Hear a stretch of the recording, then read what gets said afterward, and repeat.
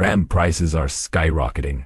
If you're building a PC right now, listen up before you break the bank. It's not a shortage, it's II.